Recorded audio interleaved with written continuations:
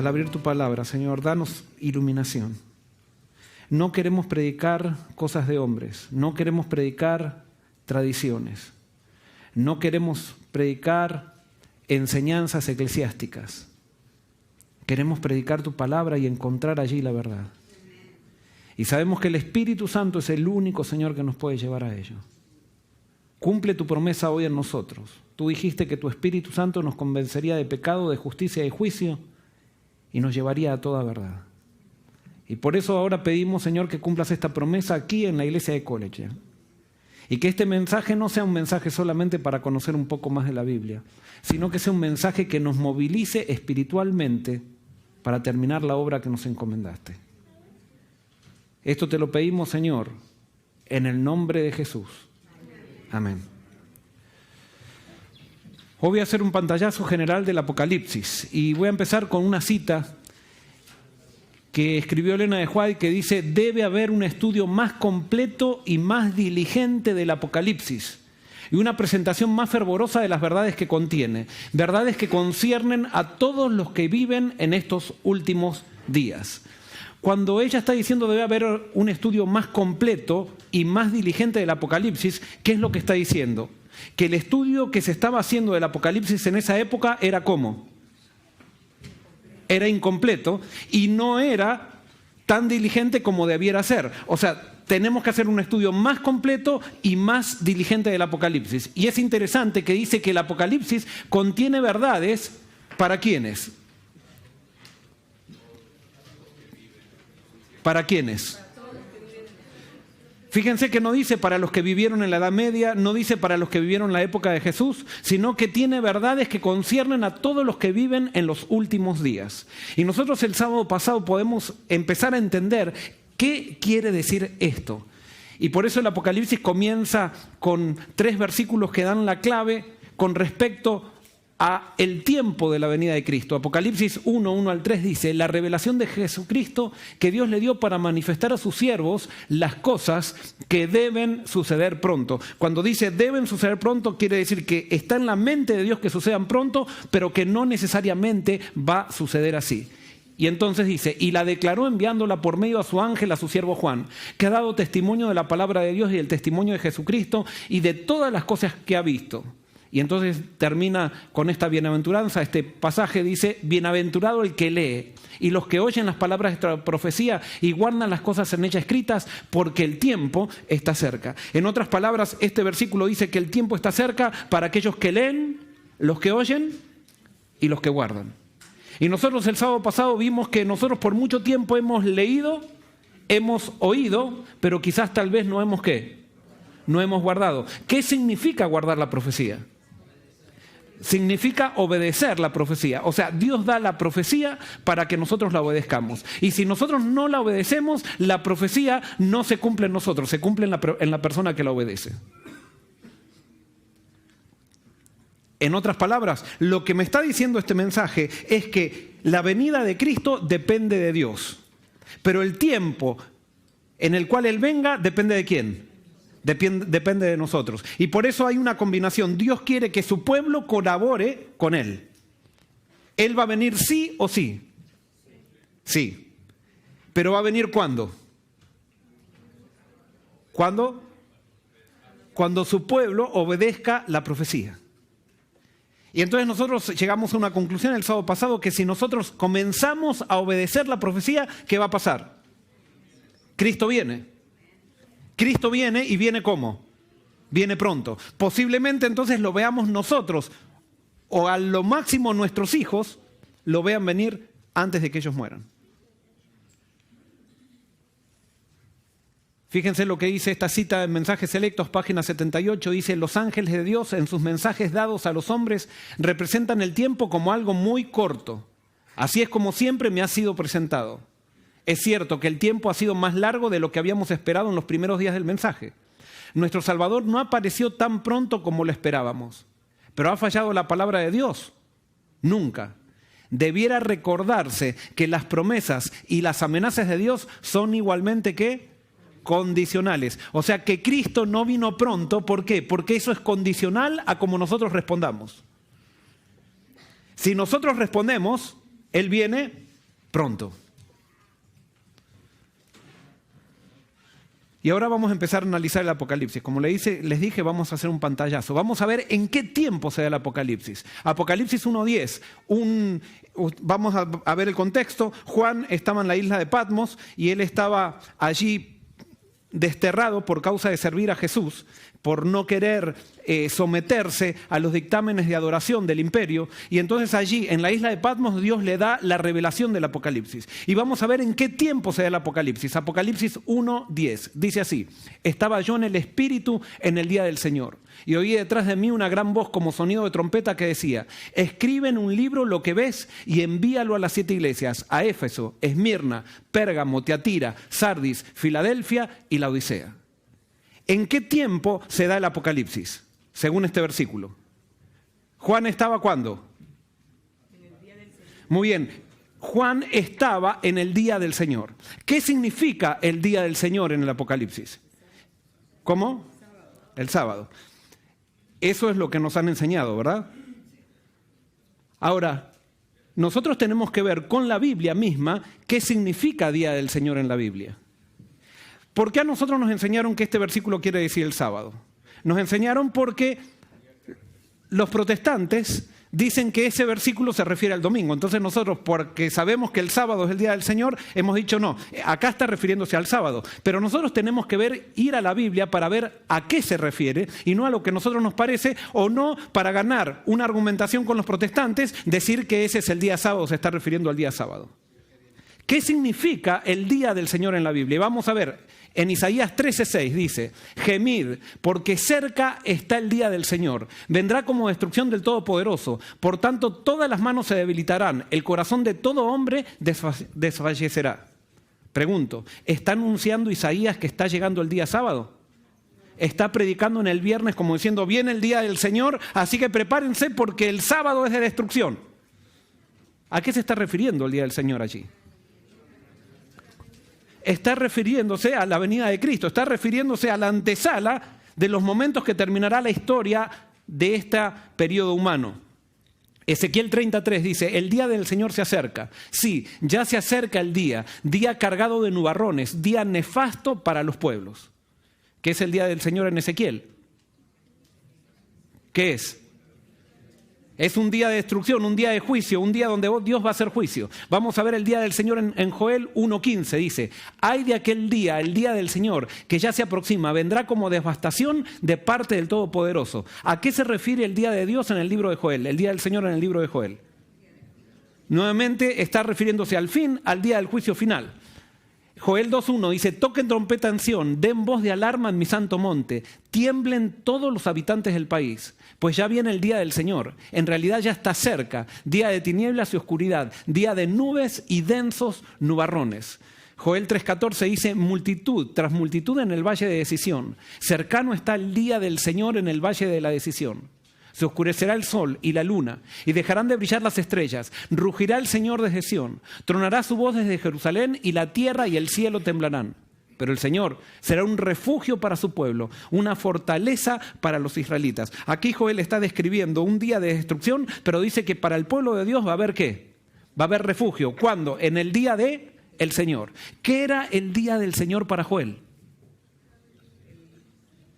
Sin duda que tenía que ver con la antesala de la venida de Cristo. Entonces, ¿qué era el día del Señor para Isaías? La venida del Señor, un día de destrucción. ¿Qué era el día del Señor para Ezequiel? También lo mismo. ¿Qué era el día del Señor para Joel?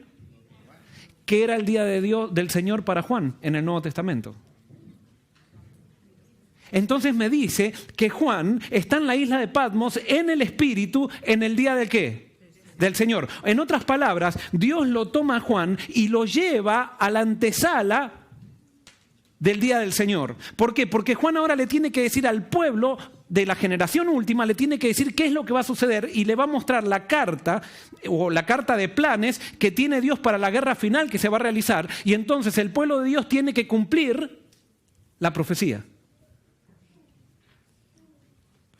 ¿Por qué la gente ha dejado de estudiar el Apocalipsis? Y vuelvo a repetir un concepto que dije el sábado pasado. La gente ha dejado de estudiar el Apocalipsis porque ya piensa que todo se ha cumplido y entonces todo está en la Edad Media.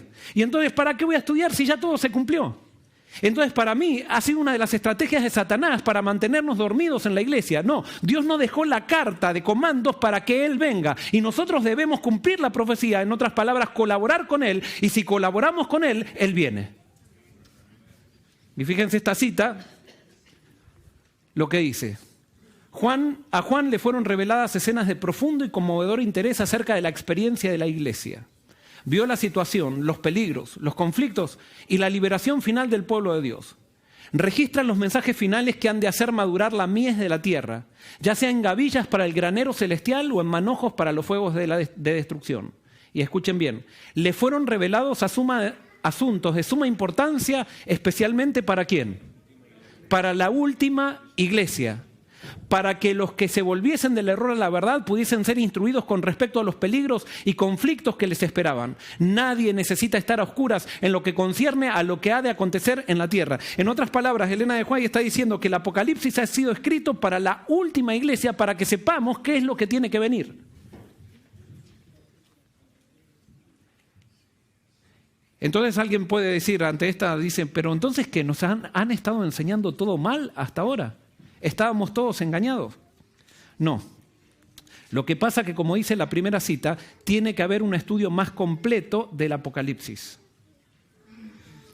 ¿Y qué es un estudio más completo? Tenemos que entender cómo abordar a la profecía y cómo abordaba Jesús a la profecía. Y si nosotros vamos a estudiar la profecía en la Biblia, vamos a ver que las profecías apocalípticas muchas veces tienen un cumplimiento parcial que se da en la historia, que es un cumplimiento real, pero tienen siempre un cumplimiento total al final del tiempo. Entonces, muchas veces el gran error que cometen los cristianos o los estudiantes de la Biblia es que hacen del cumplimiento parcial el cumplimiento total. Cuando el cumplimiento parcial es simplemente un cumplimiento parcial y el cumplimiento total se va a dar al fin de la historia. Y alguien puede decir, ¿pero eso de dónde lo saca, pastor? Bueno, vamos a interpretar la Biblia con la Biblia misma. Entonces, Joel 2:28 al 31, fíjense lo que dice, recién leímos algo de esto y dice, después de esto derramaré mi espíritu sobre toda carne y profetizarán vuestros hijos y vuestras hijas. Vuestros ancianos soñarán sueños y vuestros jóvenes verán visiones. Y también sobre los siervos y sobre las siervas derramaré mi espíritu en aquellos días. Y daré prodigios en el cielo y en la tierra, sangre y fuego y columnas de humo. El sol se convertirá en tinieblas y la luna en sangre antes que venga el día grande y espantoso de Jehová. Joel está profetizando esto para la antesala del día de Jehová. Nosotros sabemos que esta profecía se va a cumplir en el pasado o en el futuro. ¿Cuándo se va a cumplir? ¿En el pasado o en el futuro? En el futuro. Y nosotros muchas veces decimos, en el final del tiempo nuestros hijos van a ver visiones, todos van a tener el espíritu de profecía, o sea, todos van a tener el don de profecía, porque Dios al final del tiempo va a usar a su pueblo de tal manera que todos vamos a tener una comunicación directa con Dios. Y eso nos va a capacitar para predicar el evangelio con poder. Pero fíjense, a pesar de que todos sabemos que esto se va a cumplir en el día grande y espantoso de Jehová, encontramos en Hechos 2, 16 y 17, un pasaje donde Pedro lo aplica al día del Pentecostés. Y fíjense lo que dice. Entonces Pedro, poniéndose en pie con los 11, alzó la voz y les habló diciendo, varones judíos y todos los que habitáis en Jerusalén, esto os sea notorio y oíd mis palabras. Porque estos no están ebrios como vosotros suponéis, puesto que es la hora tercera del día. Mas esto es lo dicho por el profeta Joel, y en los postreros días, dice Dios, derramaré mi espíritu sobre toda carne, y vuestros hijos y vuestras hijas profetizarán, vuestros jóvenes verán visiones, y vuestros ancianos soñarán sueños. Pregunto, ¿estaba Pedro viviendo en los postreros días? ¿Estaba Pedro viviendo en los postreros días? Sin embargo, él está aplicando la profecía de Joel, la está aplicando a su época. Pero esa es una aplicación parcial de la profecía, pero no es la aplicación total que se va a dar al fin del tiempo.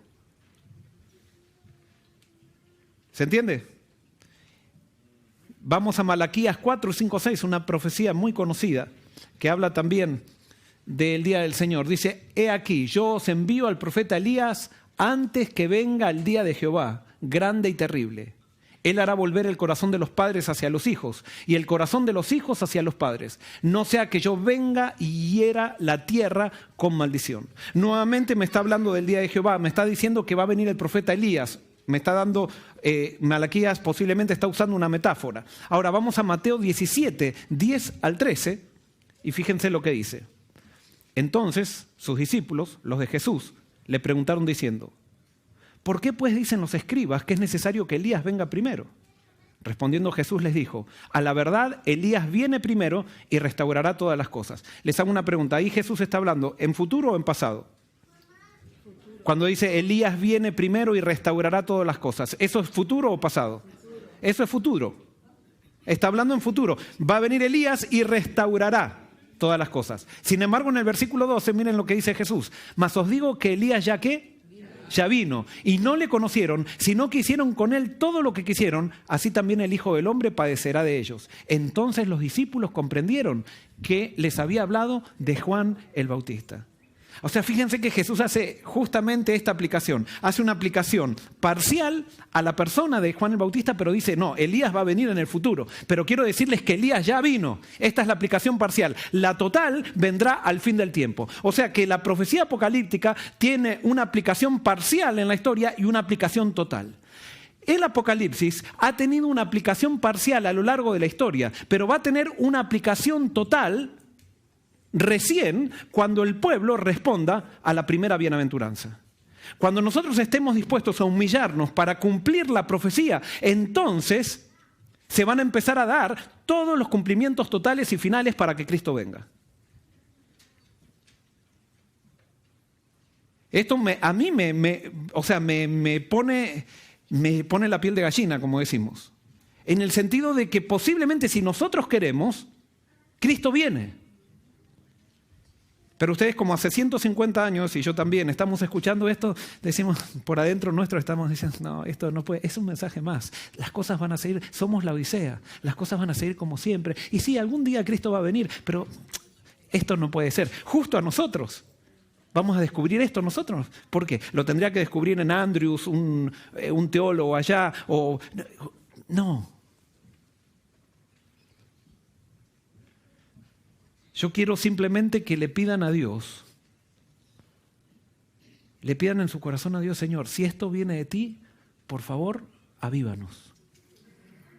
Avívanos. ¿Cuáles son los destinatarios del Apocalipsis? Apocalipsis 1, 10 al 12 dice, estaba yo en el Espíritu en el día del Señor, o sea, estaba al final del tiempo, y oí detrás de mí una gran voz, como sonido de trompeta que decía, escribe en un libro lo que ves y envíalo a las 7 iglesias, a Éfeso, Esmirna, Pérgamo, Tiatira, Sardis, Filadelfia y Laodicea. Nosotros sabemos que esas iglesias eran reales, que existían en el tiempo de Juan, pero Dios toma esas iglesias como una profecía, porque esas iglesias contienen todas las características de los miembros de iglesia hasta el fin del tiempo. Y especialmente tienen las características de los miembros de iglesia del día de Jehová, que están en la antesala del día de Jehová. Y no eran que primero venía una iglesia y después esa iglesia se destruyó y entonces surgió otra y se destruyó y surgió otra, sino que todas esas iglesias convivían al mismo tiempo. Por lo tanto, ese mensaje nos dice que los cristianos que describen estas iglesias son todos los cristianos que están hoy actualmente en la tierra en la antesala del día del Señor. Y por eso Dios le envía este mensaje. Dice, me volví para ver la voz de quien me hablaba y al volverme vi 7 candeleros de oro. En medio de los 7 candeleros estaba alguien semejante al Hijo del Hombre. En otras palabras, Jesús está caminando entre medio de todos los miembros de iglesia porque está esperando algo. ¿Qué está esperando? Que se cumpla la bienaventuranza. Bienaventurado el que lee, el que oye y el que guarda. Porque estas cosas deben suceder pronto, pero van a suceder pronto cuando haya un pueblo que responda.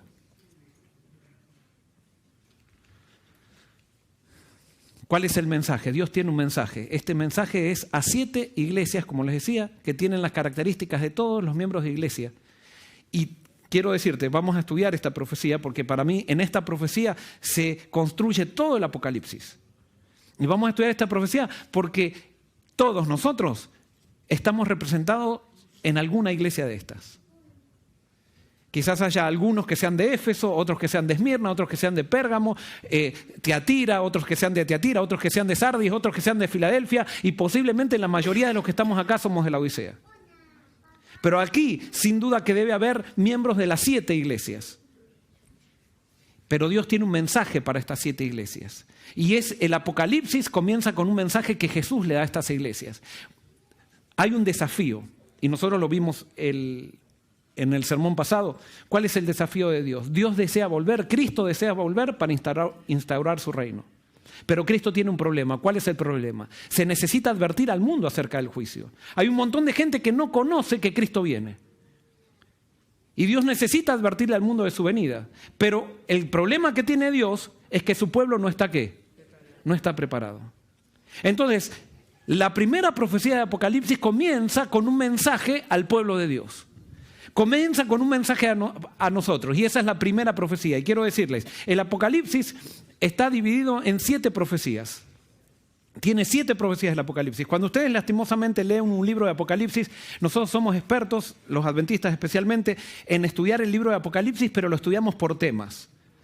Y como queremos que la gente se bautice después de estudiar el Apocalipsis, entonces hablamos del sábado en el Apocalipsis, hablamos de la bestia en Apocalipsis, hablamos de la esperanza en el Apocalipsis y hablamos de temas dentro del Apocalipsis. Pero el Apocalipsis, si queremos entenderlo, debemos estudiar cada profecía del Apocalipsis. Tenemos que analizar una profecía hasta el final, estudiarla, después analizar la segunda profecía, estudiarla y no agarrar un versículo por acá, otro versículo por allá y otro versículo por allá, porque nos puede quedar un estudio muy lindo, pero nos termina siendo un estudio fragmentado.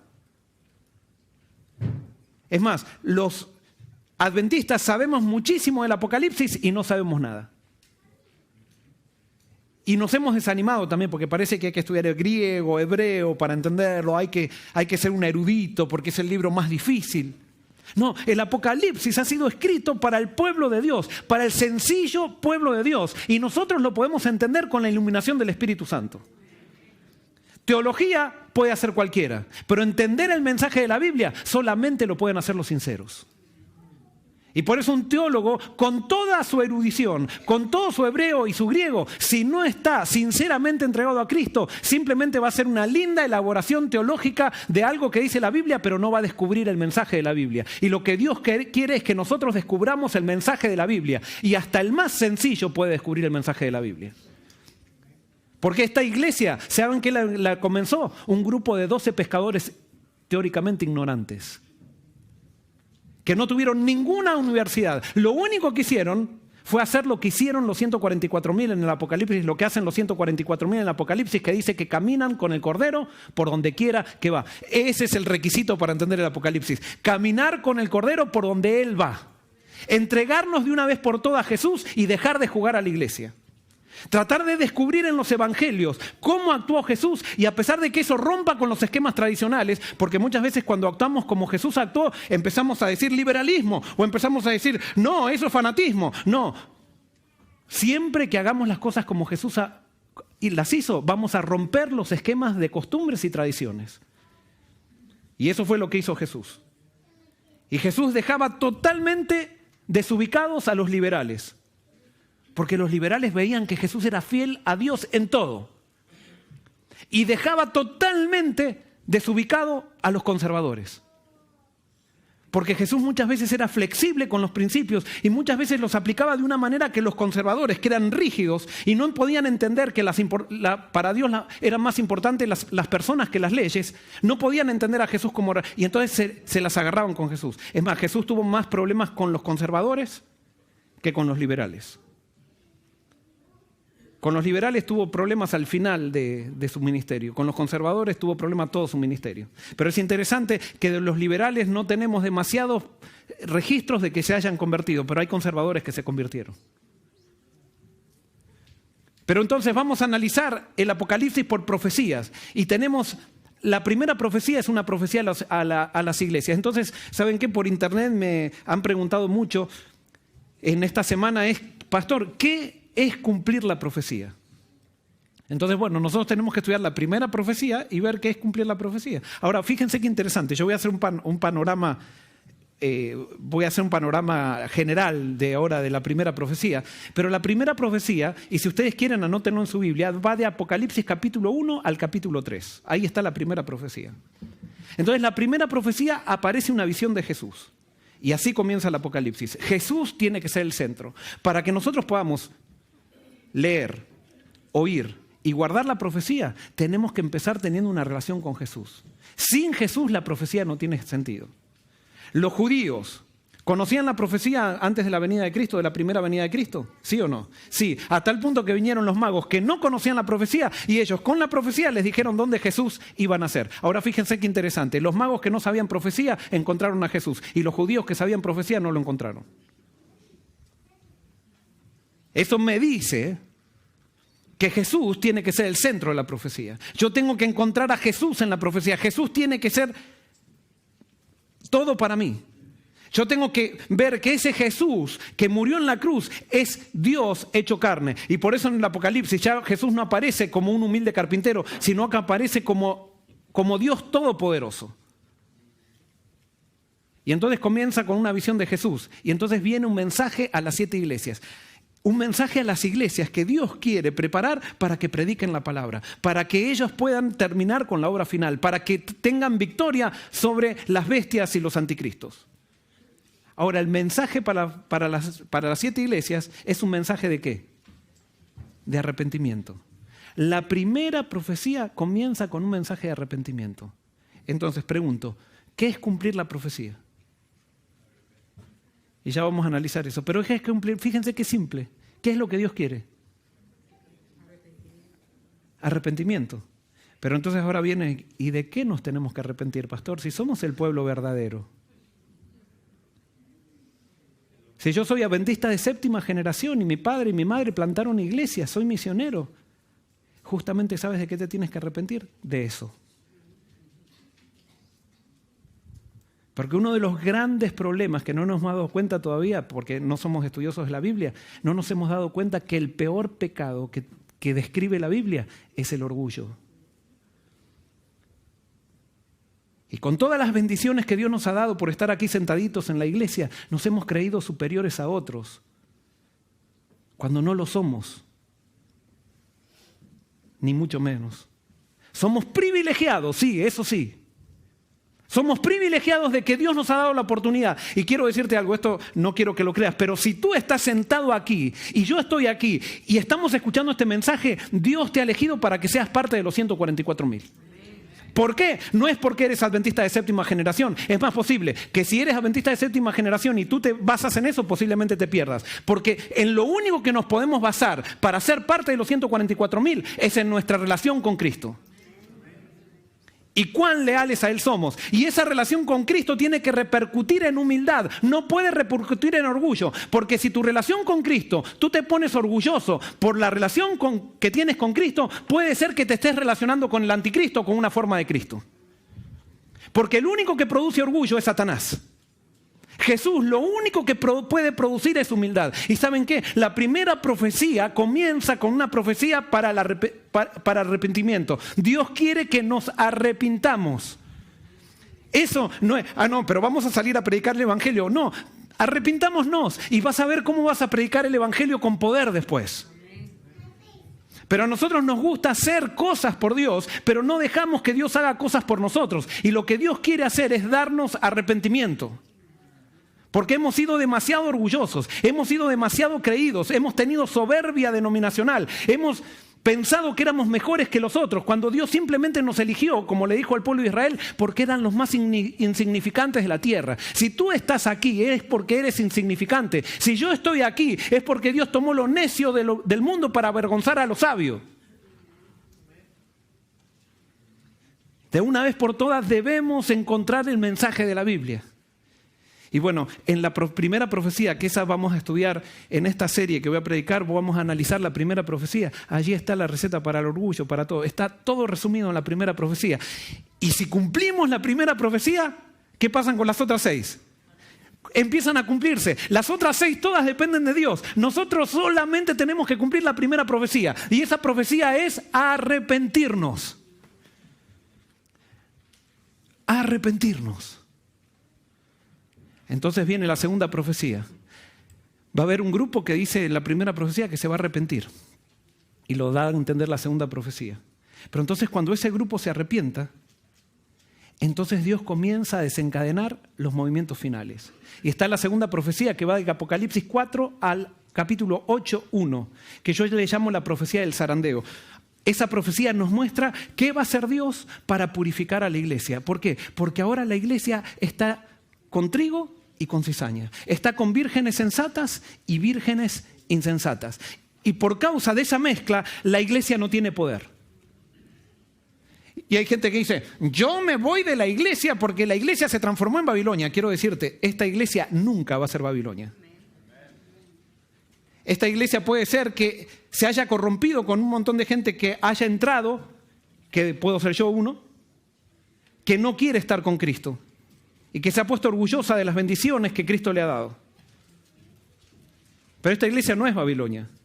Esta iglesia está cautiva quizás por Babilonia, pero no es Babilonia. Y por lo tanto, ¿sabes qué? Yo quiero decirte algo. Si tú te vas de la iglesia porque no estás de acuerdo con este anciano hipócrita o pastor hipócrita que hay, posiblemente te vas a ir y te vas a quedar afuera y te vas a perder con el pastor hipócrita, porque va a llegar un momento que Dios va a sacudir esta iglesia y Dios va a quitar al anciano hipócrita, va a quitar al pastor hipócrita y nos va a quitar a todos los hipócritas que estamos aquí para que quede la iglesia pura. ¿Y saben quién va a hacer esa obra? Dios. Lo único que tengo que hacer yo es responder al llamado de Dios y arrepentirme. Y si yo me arrepiento, Dios se va a encargar de purificar a la iglesia y yo voy a quedar en la iglesia. Gracias al poder de Cristo.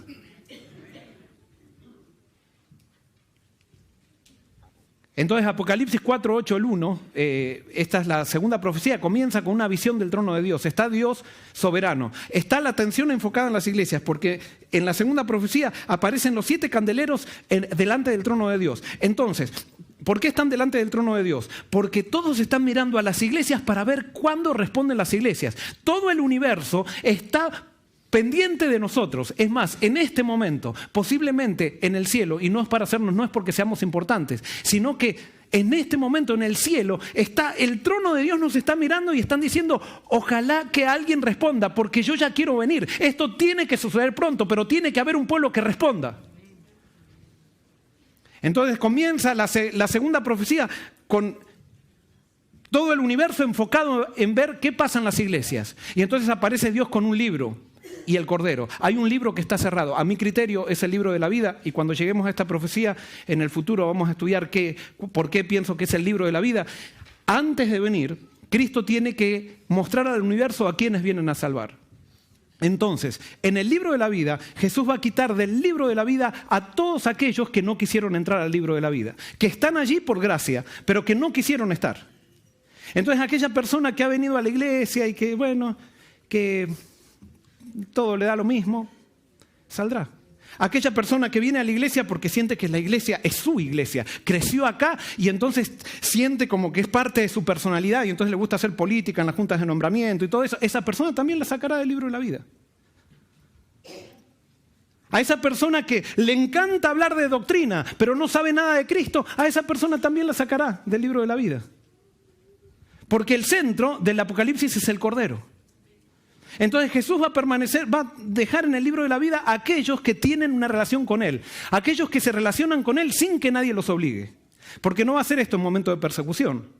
Porque en el momento de persecución todo el mundo va a querer definirse porque se da cuenta que están cumpliendo las cosas. ¿Sabes cuándo se está definiendo el destino de cada uno, si está en el libro de la vida o no? Ahora, cuando nadie te obliga. Ahora es que tú muestras a quién sirves.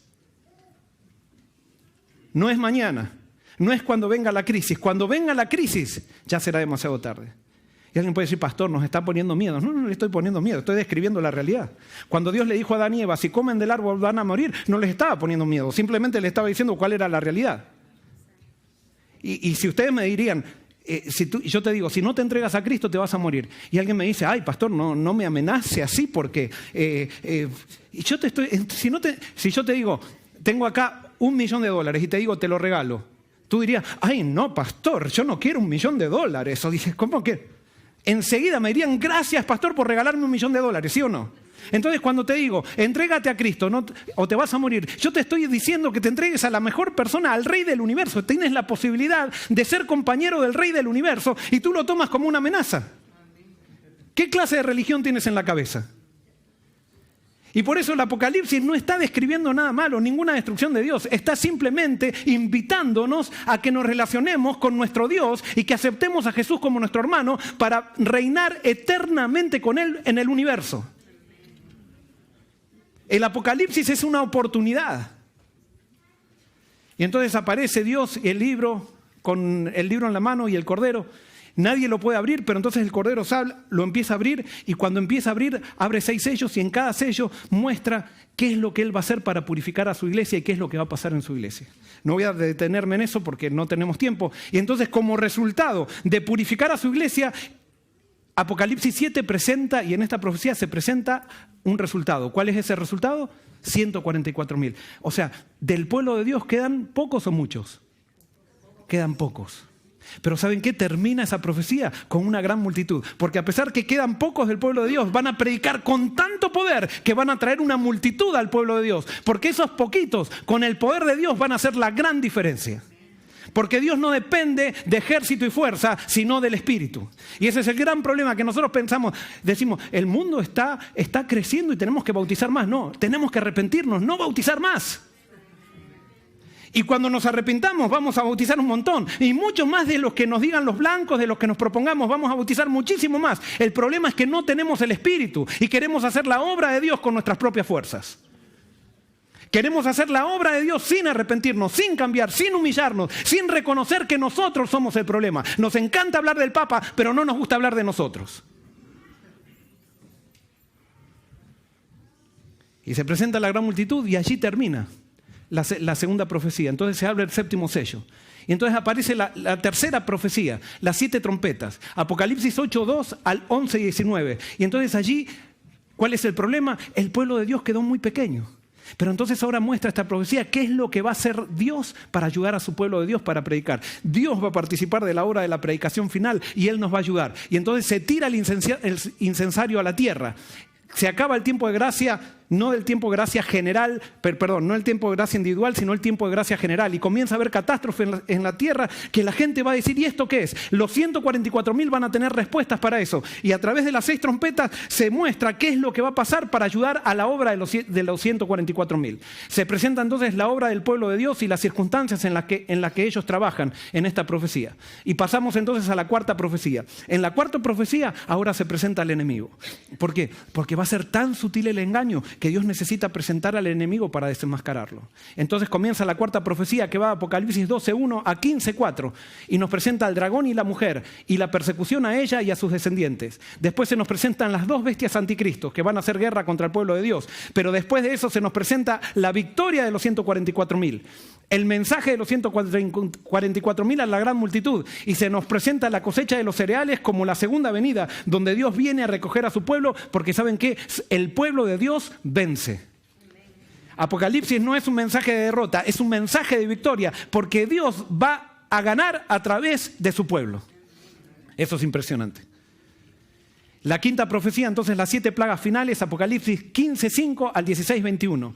Son las 7 plagas finales sin mezcla de misericordia. Y entonces viene la sexta profecía, la ramera y su juicio, que va de Apocalipsis 17:1 al 19:21. La ramera y la bestia de 7 cabezas se presenta, que es la iglesia falsa, junto con los poderes que ha actuado históricamente. El último llamado de los 144.000 y el cuarto ángel, eso está en Apocalipsis 18. Y entonces la condenación de Babilonia. Y la liberación entonces del pueblo de Dios. Aparece la séptima profecía, que es el milenio y la nueva Jerusalén, que es la recompensa que Dios le dará a los justos. Apocalipsis 20 al 22:7. Se presenta el milenio, los santos juzgan a los perdidos y la recompensa de los santos. Y la reacomodación total del universo cuando Dios viene a reinar, ahora viene a reinar desde la tierra y todo el universo se tiene que reacomodar por la nueva ubicación del trono de Dios. Eso es impresionante. El Apocalipsis termina con el trono de Dios aquí en la tierra, donde nosotros, llevamos a la muerte o llevamos a la tortura a su Hijo, porque Él fue que murió, dio su vida por nosotros. Entonces sí llegamos ahora al epílogo del Apocalipsis. Está Apocalipsis 22, 8 al 1 y con esto terminamos. Apocalipsis 22, a 8 al 21.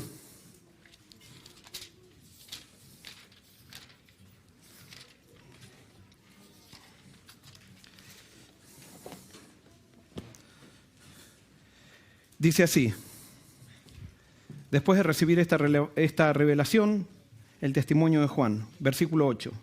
Yo, Juan, soy el que oyó y vio estas cosas. Después que la hube oído y visto, me postré a los pies del ángel que me mostraba estas cosas para adorarlo. Pero él me dijo, mira, no lo hagas, pues yo soy consiervo tuyo, de tus hermanos los profetas, y de los que guardan las palabras de este libro. Adora a Dios. En otras palabras, los que guardan la profecía. Versículo 10. Y me dijo, no selles las palabras de la profecía de este libro, porque el tiempo, ¿cómo está? ¿A quiénes? A los que guardan estas palabras. El que es injusto, sea injusto todavía. El que es impuro, sea impuro todavía. El que es justo, practique la justicia todavía. Y el que es santo, santifíquese todavía. Versículo 12. Vengo, ¿cómo? Pronto. Y mi galardón conmigo para recompensar a cada uno según sea su obra. Yo soy el alfa y el omega, el principio y el fin, el primero y el último. Bienaventurados los que lavan sus ropas, para tener derecho al árbol de la vida y para entrar por las puertas en la ciudad. Pero los perros estarán afuera, y los hechiceros, los fornicarios, los homicidas, los idólatras y todo aquel que ama y practica la mentira. Yo, Jesús, he enviado mi ángel para daros testimonio de estas cosas en las iglesias. Yo soy la raíz y el linaje de David, la estrella resplandeciente de la mañana. El espíritu y la esposa dicen, ven.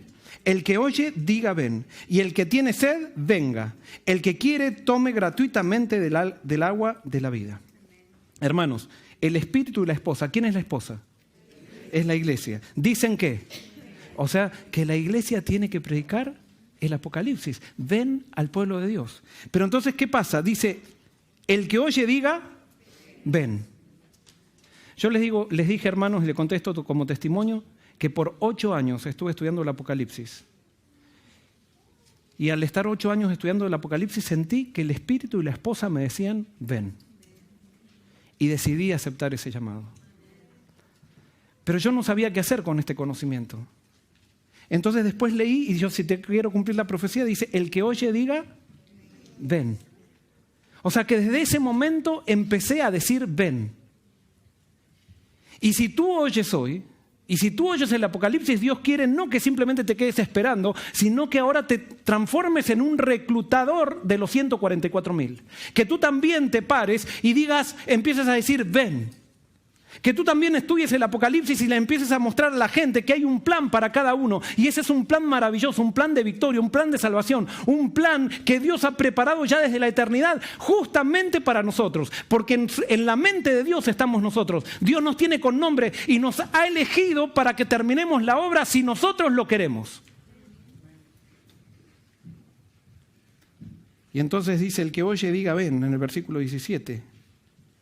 Y el que tiene sed venga, el que quiera tome gratuitamente del agua de la vida. Jesús lo hizo gratis. Tú puedes decir, yo soy pecador, he hecho cosas malas. Es para ti, es gratis. Jesús pagó el precio. Versículo 20. Bueno, vamos del 18, no vamos a terminar. Dice, yo advierto a todo aquel que oye las palabras de la profecía de este libro. Si alguno añade a estas cosas, Dios traerá sobre él las plagas que están escritas en este libro. Y si alguno quita de las palabras del libro de esta profecía, Dios quitará su parte del libro de la vida y de la santa ciudad y de las cosas que están escritas en este libro. El que da testimonio de estas cosas dice, ciertamente vengo en breve. Amén. Ven, Señor Jesús. La gracia de nuestro Señor Jesucristo sea con todos vosotros. Amén. Ven, Señor Jesús. Vamos a terminar cantando nuestro canto, Mi fortaleza Jehová. Terminamos, nos ponemos de pie.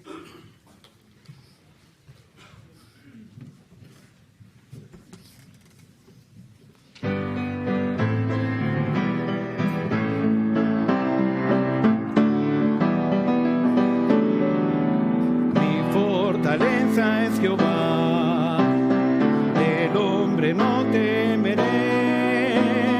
Dios guarda a quienes le aman.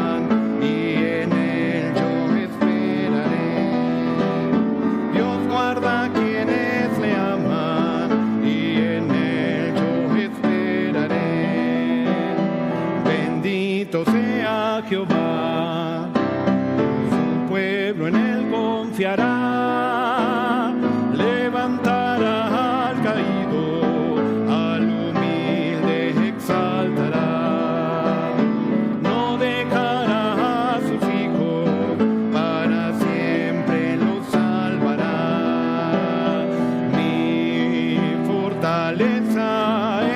Jehová.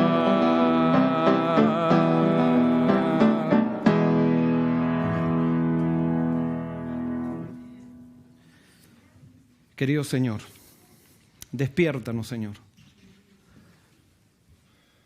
Te pido que la gente, Señor, no se fije en el instrumento. Simplemente esté dispuesta a recibir tu palabra. Señor, tú has puesto este mensaje en un vaso de barro.